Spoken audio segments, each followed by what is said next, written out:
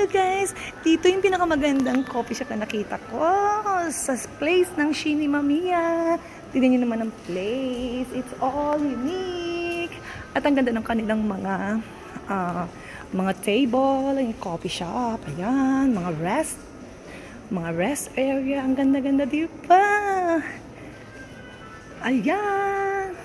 And then, if you like some coffee, so you can go there. Ayan, it's like very unique ang kanilang mga loungewear. It's so unique. You see that?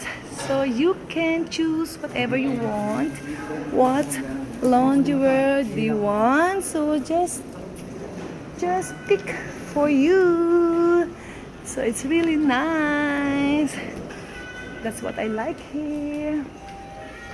So it's really big. It's ayan guys, pag napunta kayo ng Shin Imamiya, dito lang kayo. Punta lang kayo dito sa Omo Hotel. This one is really nice place here in the area of Missionary. You know, the coffee shop is great. This is the Omo Cafe Bar. Ayan, see? It's really a nice place. This is the Omo Dining. If you want to come here and eat, so you can get here and then eat and sit down. It's a very nice place. Yes. So this is Omo Hoshino Hotel. It's a great luxury hotel here in Shin Imamiya. So come to Japan and let's come here to Hoshino. Almost 7 Hoshino Resort. And also guys, ang kanilang garden. Talagang napakaganda. Okay?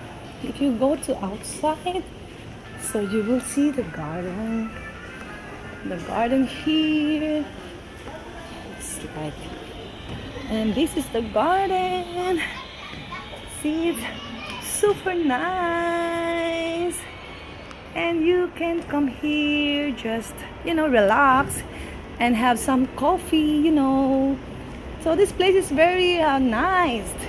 So if you want to just get together and you want to experience the very nature place, so you can come to Hoshino Omo Hotel Resort here in Shin Imamiya, and you can come here by JR train and also subway, and you can get off to the Botsuwen Mae. And for JR train, so you can get off at Shin Imamiya stations. So you will see the view of the building as soon as you get off of the train. So it's very easy and very convenient. So you can come here anytime, any day at Almost 7 Hoshino Resort. Hi guys, very nice place. So come here, it's only in Japan. Okay, see you, bye.